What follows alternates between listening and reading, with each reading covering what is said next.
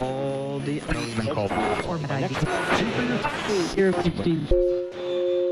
I had a great uncle who I just adored. He was the sweetest man. At some point he had a very severe stroke and was having a lot of difficulty. He did, make it through, which they weren't sure that he was going to, but he did.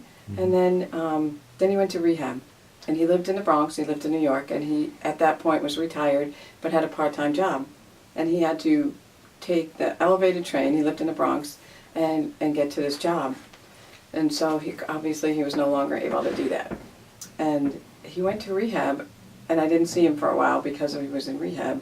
And then I saw him again, and he was walking. He had a limp, but he was walking, which nobody ever thought he was going to do again.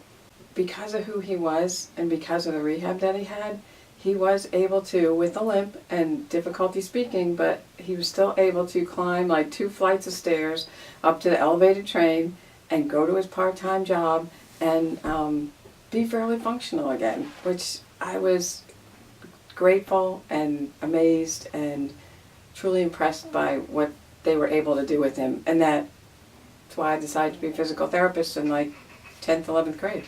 Wow. And so, to see him back and being able to visit with him and interact with him and have him do some of the things that made him happy just thrilled me. And so from that age, from that point on, you decided that was a worthwhile thing to do. I knew where I was going and I knew what I wanted to do. So it was unusual, but thankful for that. And so that was kind of his gift to me. Also, as much as I got him back, he set me on a path. So it's kind of neat.